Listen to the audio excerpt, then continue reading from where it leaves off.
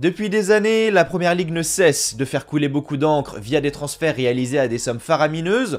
Et pour terminer la semaine, j'avais envie de réaliser une vidéo plus portée sur l'économique, où on va se pencher sur les inégalités entre la Première Ligue et les autres championnats. Car oui, si on regarde les derniers mercatos effectués par les clubs de Première Ligue et les derniers mercatos effectués par les clubs des autres championnats, eh bien vous verrez que la différence est littéralement accablante. Et aujourd'hui, on va vraiment essayer de se rendre compte de la domination, que dis-je, de la surdomination économique de la Première Ligue. On va également expliquer les raisons pourquoi la Première Ligue et pas un autre championnat. On va aussi voir si cette domination économique a réellement un impact sur le sportif. Et enfin, on va essayer de trouver une ou des solutions pour lutter face à cette domination. Bref, pourquoi la Première Ligue dérègle-t-elle complètement le marché du football? C'est ce que nous allons voir aujourd'hui au travers de cette vidéo.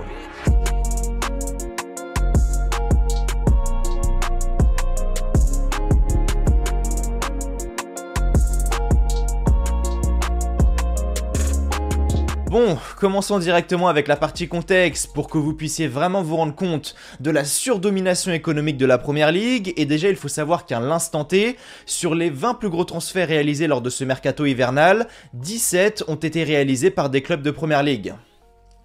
Voilà, ça annonce déjà la couleur. Et en plus, si on creuse un petit peu et qu'on commence à s'intéresser aux chiffres de ce mercato hivernal qui, je le rappelle, n'est même pas terminé, la Première Ligue est le championnat à avoir le plus dépensé d'argent pour un total de 498 millions d'euros. Voilà. Mais moi, ce qui me choque, c'est même pas les 498 millions d'euros. Enfin si, parce que c'est littéralement stratosphérique.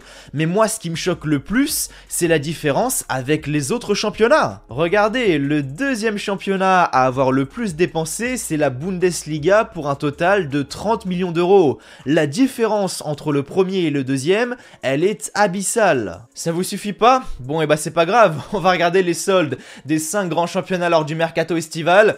Alors pour ceux qui ne savent pas ce qu'est un solde, en gros c'est combien t'as gagné et combien t'as dépensé. Et au final tu vois, si t'es dans le vert c'est que t'as fait des bénéfices, et si t'es dans le rouge c'est que t'as été en déficit. Bref, tu vois si t'as gagné ou alors si t'as perdu de l'argent. Et ce tweet il est révélateur, et c'est là qu'on voit vraiment la surdomination économique de la Première Ligue, avec un solde négatif de 1,33 milliard d'euros. Derrière t'as la Liga avec un solde négatif de 64 millions d'euros.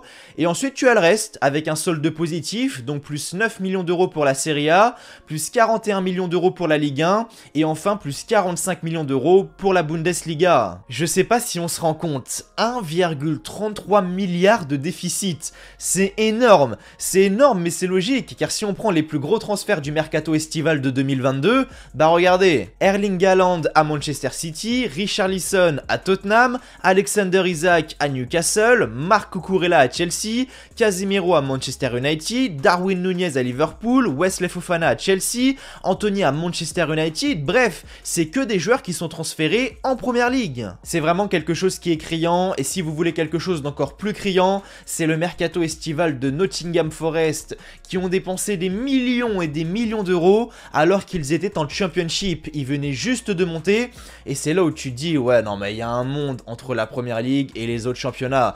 La Première Ligue c'est au-dessus, il n'y a rien à faire. Pourtant je rappelle qu'on sort tout juste d'un truc qui s'appelle le Covid, et qui financièrement parlant a impacté énormément de clubs, et notamment de grands clubs comme l'Atlético ou encore la Juventus, qui à cause de ce fameux Covid, aujourd'hui se retrouvent dans une situation économique très délicate. Bref, dans tous les domaines ça se voit, on voit qu'économiquement, la Première Ligue surnage complètement, sans aucune demi-mesure, et quand on voit certains clubs qui sont passés à ça de la faillite, et qui ont été obligés d'emprunter énormément d'argent à droite et à gauche à cause de ce fameux Covid, mais t'as l'impression que la Première Ligue, elle en a jamais entendu parler. Manchester City, hein?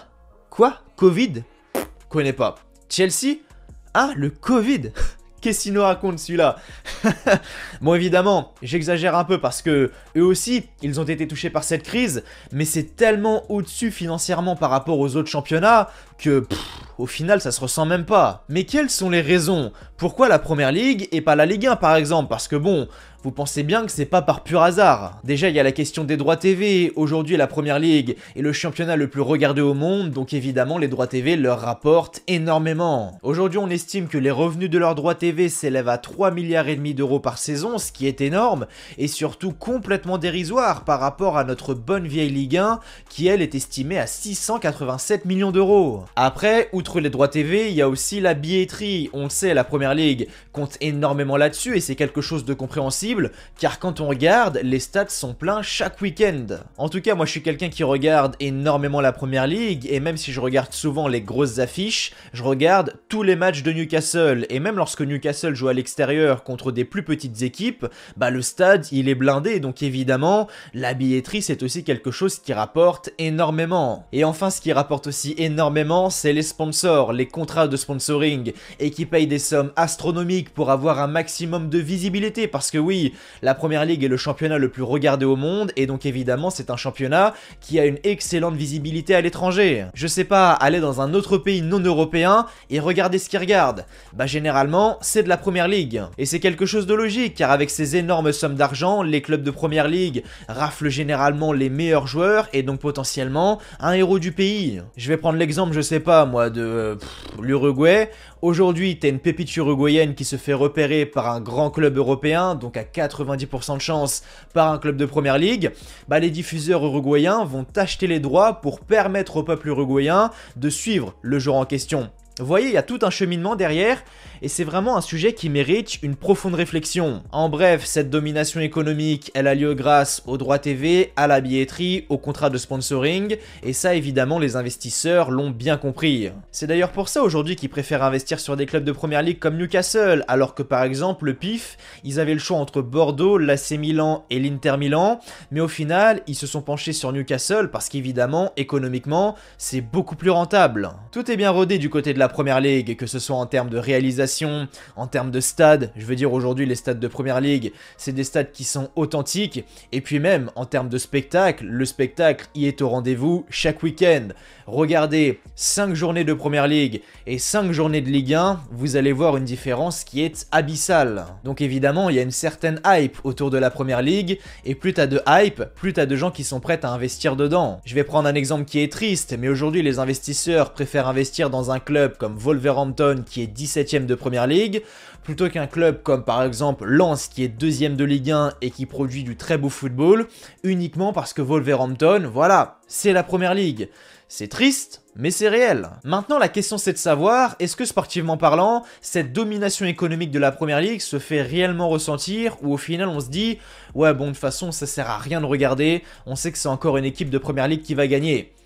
Et la réponse est non. Alors certes, généralement les clubs anglais font toujours de beaux parcours en Coupe d'Europe, mais malgré leur fameuse domination économique et malgré le fait qu'ils possèdent les meilleurs joueurs, ben y a pas toujours le titre à la clé. Quand on regarde, sur les 10 dernières années en Ligue des Champions, il y a que Liverpool et Chelsea qui l'ont remporté. Ça fait que 2 Ligues des Champions pour la Première Ligue, donc en 10 ans, c'est pas énorme, et c'est là qu'on voit que la victoire des équipes anglaises, c'est loin d'être une formalité. Et puis même sans forcément parler de Coupe d'Europe, aujourd'hui tu as des clubs qui arrivent à lutter face à cette Première Ligue, notamment grâce à leur histoire, comme le Real Madrid qui est clairement l'exemple parfait. Aujourd'hui, le Real c'est un club qui arrive toujours à attirer des grands joueurs, parce qu'historiquement parlant, c'est le plus grand club du monde, et que c'est un club qui t'assure toujours, ou du moins généralement, une très belle épopée européenne. Maintenant, là où il y a une vraie domination, c'est au niveau du championnat. Je sais, je le répète, mais regardez juste 5 journées de Première Ligue, à côté de ça, regardez 5 journées de Ligue 1, de Serie A, de Liga, ou ce que vous voulez, et si vous êtes un minimum objectif avec vous-même,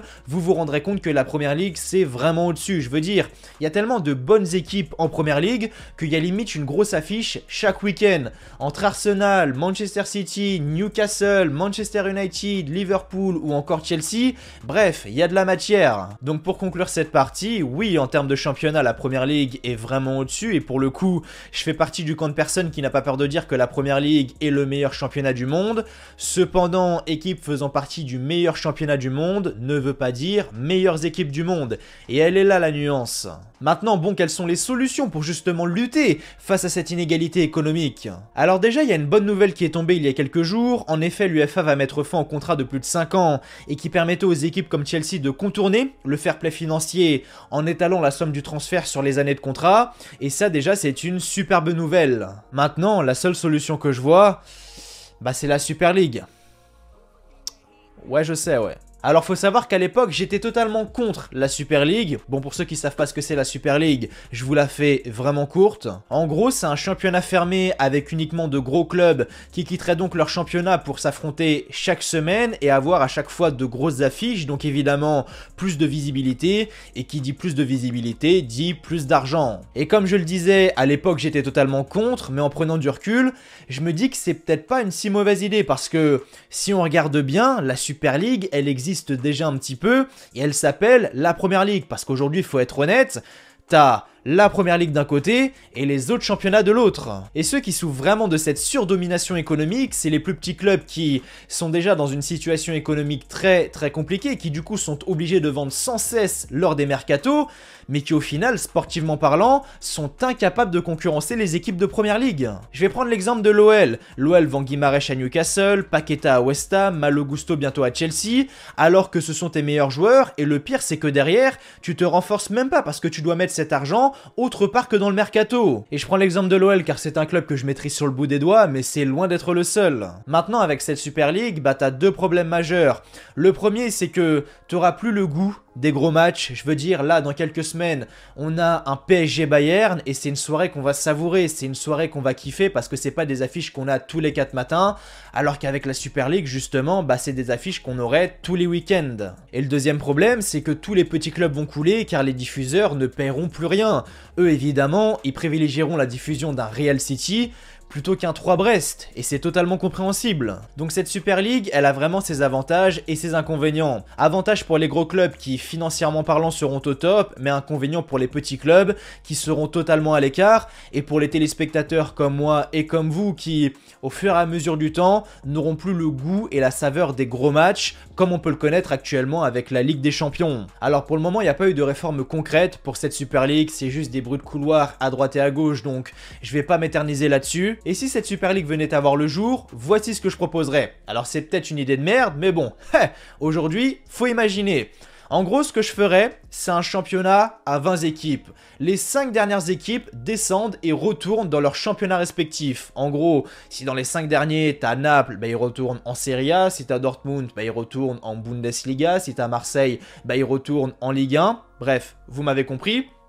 Et ceux qui accèdent à cette Super League, c'est les meilleurs de tous les championnats européens. En gros, si le premier du championnat croate, slovène, serbe, portugais, bref, peu importe, a fait plus de points que le premier du championnat de France, anglais, allemand, espagnol ou ce que vous voulez, bah c'est eux qui montent. Comme ça ouvre la porte à tous les championnats européens et pas uniquement aux 5 grands championnats. Voilà, c'est mon idée. N'hésitez pas à me donner votre avis par commentaire. Alors je sais, c'est triste d'en arriver là, mais aujourd'hui, la seule solution, c'est la Super League parce que la Première Ligue a pris tellement d'avance que même si elle venait à être rejointe, ça prendrait des années et des années. Voilà les amis, c'était tout pour cette vidéo concernant la domination économique de la Première Ligue. J'espère qu'elle vous aura plu. Moi, personnellement, j'ai kiffé travailler sur cette vidéo parce que c'est un sujet qui change et surtout un sujet qui est très intéressant. Avant de partir, comme d'habitude, n'oubliez pas le petit like, le petit pouce bleu qui fait toujours extrêmement plaisir. Et n'oubliez pas de vous abonner à la chaîne si vous avez aimé ce que vous avez vu. Nous, on se retrouve la semaine prochaine pour de nouvelles vidéos. D'ici là, prenez soin de vous. Je vous souhaite comme toujours que du bonheur, que des bonnes choses. Portez-vous bien et merci à vous d'avoir regardé cette vidéo. Allez, ciao, bye bye et passez tous un très bon week-end.